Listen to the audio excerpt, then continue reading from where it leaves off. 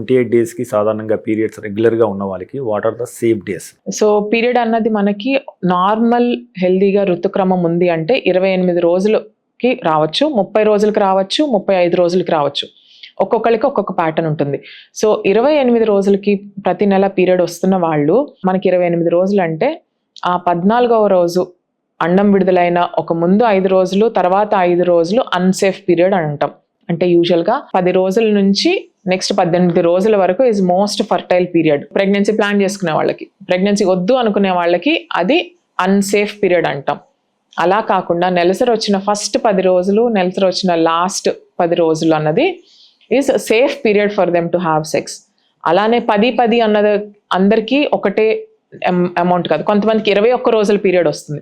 21 రోజులకు ఒకసారి ఋతుక్రమం వచ్చే వాళ్ళకి 21 రోజులకి 14 రోజుల ముందంటే వాళ్ళకి 7వ రోజు, 8వ రోజు, 9వ రోజునే వాళ్ళకి అండం విడుదల అవుతుంది. అందుకని ఫస్ట్ 10 రోజులు మాకు సేఫ్ అన్నారు కదా, 10వ రోజు మీట్ అయ్యాం, మాకు ప్రెగ్నెన్సీ ఎలా వచ్చింది అని అనకూడదు. సో మీకు ఋతుక్రమం ఎన్ని రోజులు ఉంది దాన్ని బట్టి మీకు అండం ఎప్పుడు విడుదల అవుతుంది. ఆ అండం విడుదలయ్యే 5 రోజుల ముందు, 5 రోజుల తర్వాత is your unsafe period.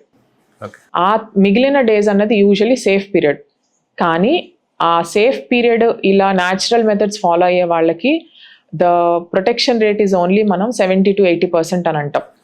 Okay, so alternative method along with the safe period condoms కూడా వాడటం అన్నది విల్ గివ్ ఎక్స్ట్రా ప్రొటెక్షన్. అప్పుడు మనకి 90 to 95% మనకు ప్రొటెక్షన్ ఉంటుందని. Both they should follow the safe period and they should also use condoms to be more protective for prevention of pregnancy. మీరు తీసుకునే అదే మందులు, అదే నాణ్యమైన మందులు మెడ్ ప్లస్ బ్రాండ్స్ పై సగం ధరకే